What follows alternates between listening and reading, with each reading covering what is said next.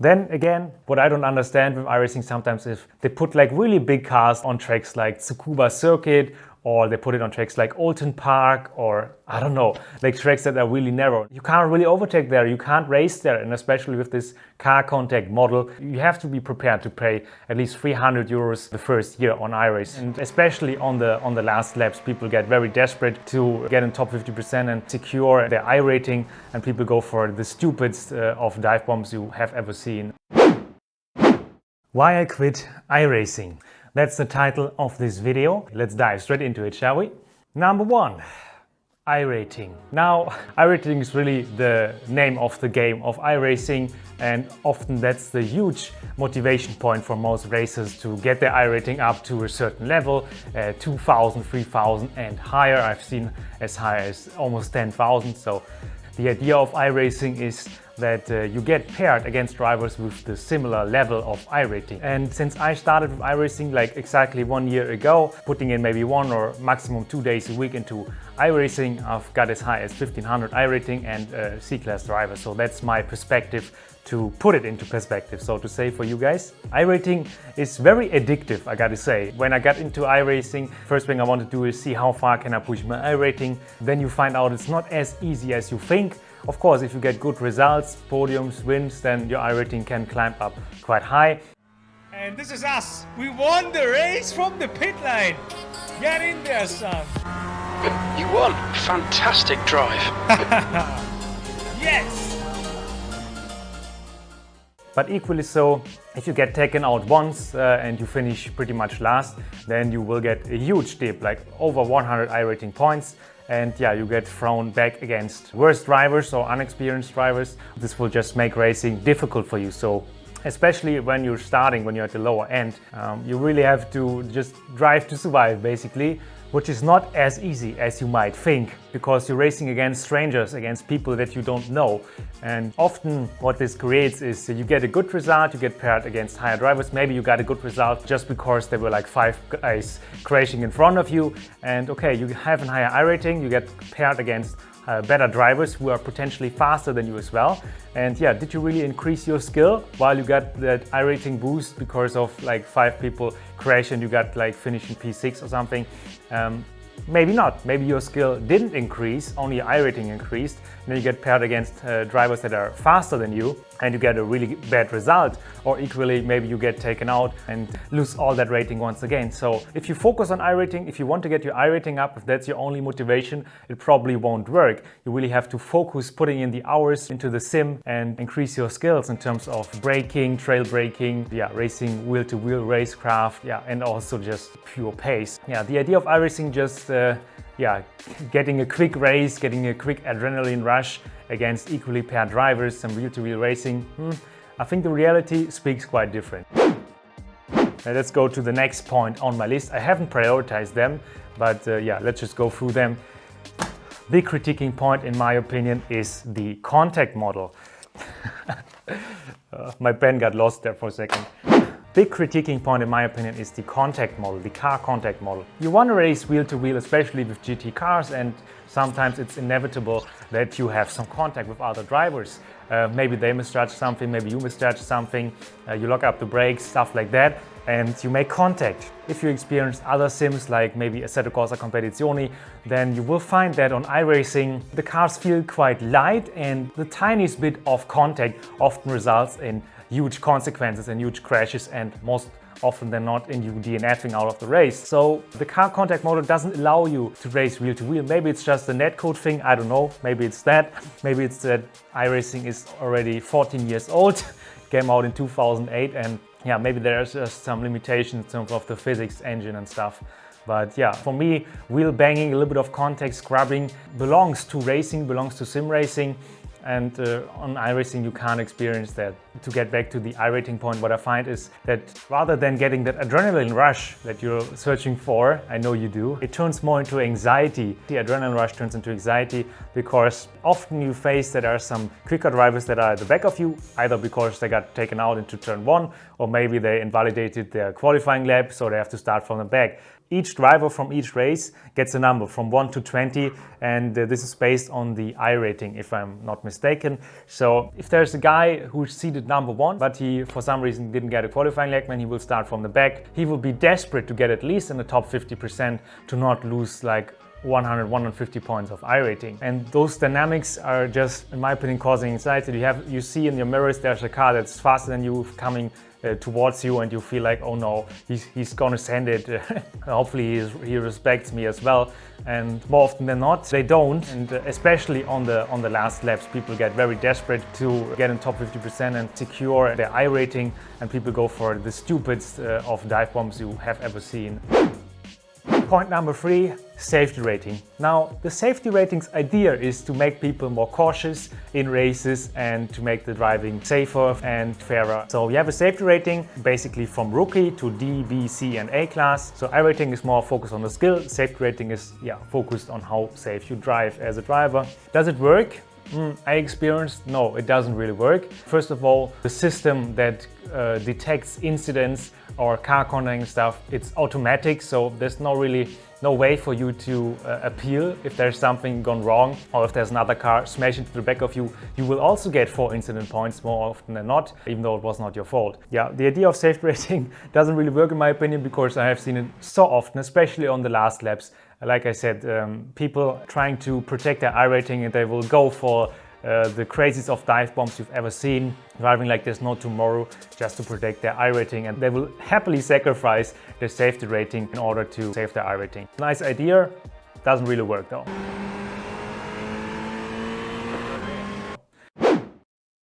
Point 4, the handling model of iRacing. Now, when I first got into iRacing, the only experience I really had was Formula 1, the F1 2021 and all the other games before from Codemasters. And of course, coming from the F1 game, I was quite hyped. The cars, especially the sound of the cars, was just amazing. All the immersion and all the other cool apps like Crew Chief I just discovered, which is basically your race engineer and also your car spotter. Yeah, I was blown away at first, but then I got to experience Assetto Corsa Competizione. I got into league racing there, and I gotta say the handling of Assetto Corsa Competizione is quite different to iRacing. The car handling model of iRacing, it is quite light. I think it's much easier compared to Assetto Corsa Competizione to push the car and to squeeze good lap times out of it. Now, why is that? Yeah, I feel like the cars are just very light and nimble to steer. Doesn't really matter what car you're driving, if it's a Ferrari, if it's the Porsche 911 GT3 Cup or the Mazda. If I go to Assetto Corsa Competizione, I try to drive the same Ferrari 488 Evo GT3. I feel like it's much more of a diva to drive on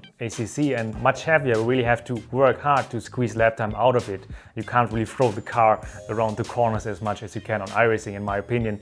And maybe it's just that. Maybe the car contact model is so bad because the cars are so light and so vulnerable to damage and contact. Motivation. Now, I really found, especially in the last 2-3 months or this year basically, I was lacking motivation on iRacing big time. And if you just get away from it for some reason, you don't race for 2 days, 3 days, it will become easy a week or months, and you're always thinking like, I would kind of come back, but then also I need to practice because I haven't raced so much and I will lose iRating, and you're like tempted, okay, no, not today. And you're contemplating, and it always seems to be about iRating, even though sim racing should be about fun. So for me, there was no motivation. The only motivation could have been iRating for whatever reason. I mean, who cares what the iRating is at, to be honest? Okay, I don't want to offend anyone. If you have a high iRating, you probably worked hard for it, so good job on you. But for me, I just found that league racing is much more fun. So on iRacing, there was no more motivation. I couldn't care less about iRating anymore. And there's also nothing to win basically. There's so much competition. Maybe it's just because the last 2 pandemic years that there were so many people rushing to sim racing, the competition just got so much higher that it's really hard to win anything really, especially on iRacing. I'm not gonna say there weren't any moments, maybe after the race, where 1 or 2 guys said, good race Armin, I joined the battling or something. Happened. But how often did it happen the other way around? Which leads me to point number 6, and that is iRacing is quite a toxic community. Me included. I'm not going to take myself out of it. Like, if somebody is crashing me out on the last lap, the last corner, I'm going to be angry. I'm going to be angry and I'm going to tell the person, or maybe even take them out if I get a chance to. But I think that's because of that reason that iRacing is all about iRating really. It's like you're driving an open lobby on ACC or Formula 1. It's the same, it's crazy, it's like, yeah, survival of the fittest, so to say. The idea racing against strangers, maybe it just doesn't work, you know. The feeling is like, oh, it's you against the world, you don't know the other drivers, all of them are trash, or you couldn't care less about the other drivers. That's like the feeling when you get in the sim, in the car, at least that's what I felt. While it can be fulfilling in some way, often it's just not. The idea of racing against strangers, I don't think it works, to be honest. Now the biggest question, the biggest proof of how much fun iRacing is could be the question, how many friends did you make over iRacing? And yeah, sadly I gotta say none. In 1 year of racing, none. Maybe on my friends list there are like 4 people, but yeah, overall, sadly none. How many friends did I make on the F1 game? I can't even say, 20. How many friends did I make on Assetto Corsa Competizione? In the league races there are, I don't know, maybe also 20 or 10 at least. So if that's not a testament to you, then I don't know what is. Content and pricing, or shall I say content limitation and pricing. Now for iRacing, the subscription, I got it quite cheap a year ago for I think 65 euros per year. So that's quite okay, but still, if you compare that to Assetto Corsa Competizione or Formula 1 game, okay, compared to the Formula 1 game, it's the same pretty much, but compared to Assetto Corsa Competizione, I think it's much higher, but yeah, correct me if I'm wrong. But the initial price is not the thing. The thing is that you have to pay for each car at each track that you want to drive. And you have to prepare as you progress in your iRating and safety rating, whatnot. You will want to drive more cars, and yeah, you have to pay for it. And I didn't invest too much, but let's say 10 cars, maybe 10 tracks. And yeah, you have to be prepared to pay at least 300 euros the first year on iRacing, which is a lot of money in my opinion. For that money you can buy 5 Formula 1 games in a row. You could buy a nice seat or a wheel or whatever for 300 euros and enjoy Assetto Corsa Competizione instead. So it's not quite cheap, and yeah, the content restriction, I don't really like it. You really have to put in a lot of time to get your safety rating up, to get access to more cars, more races and stuff. Then again, what I don't understand with iRacing sometimes is the combination of cars and tracks that they put in races. Like they put like really big cars, like for example the Ferrari 488 Evo, they put it on tracks like Tsukuba Circuit, or they put it on tracks like Alton Park, or I don't know, like tracks that are really narrow. You can't really overtake there, you can't race there, and especially with this car contact model, the tiniest bit of contact often results you in spinning, if not crashing. I just often find myself, no, I don't want to race on this track. I mean, qualifying, yeah, but racing, no, it's too dangerous. I don't want to drive there. And then often also, if you see which cars are actually populated by drivers, then you will find that there's the Porsche 911 GT3 Cup, which is kind of populated, maybe like 50 drivers per each session, so you get like 2 free splits at least. And then there's the Ferrari 488, which has often like 100 drivers in the D class, but you can't really race there, as I found out many a times, because it's just absolute madness what's going on there. It's even worse than in the Formula 3 category,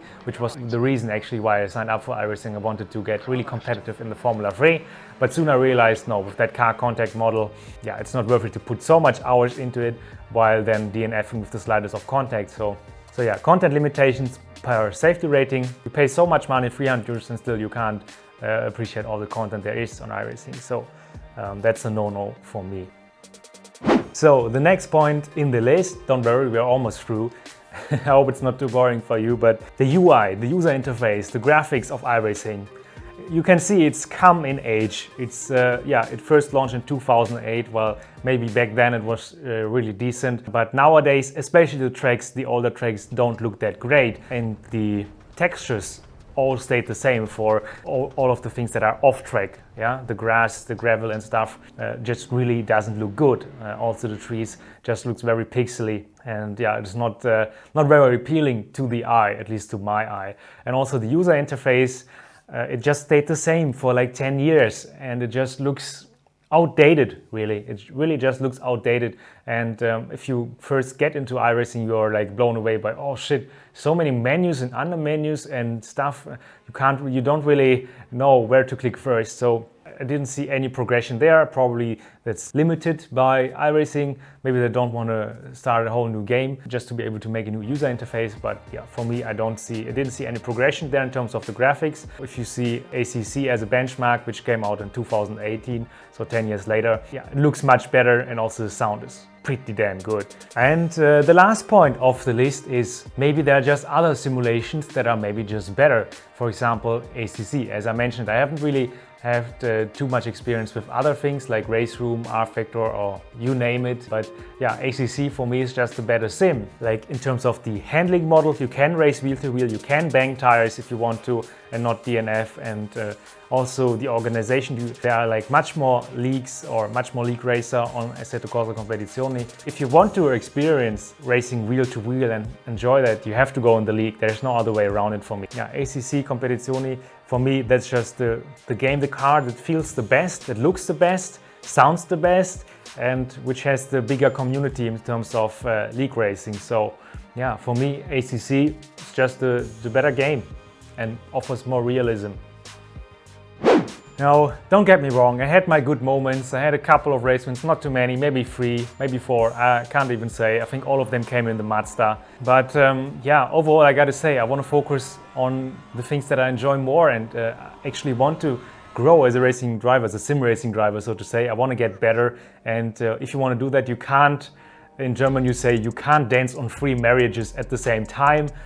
It's just not possible. If you want to get good at something, you have to focus on that. And yeah, for me, iRacing is just the one that's the least amount of fun for the aforementioned reasons.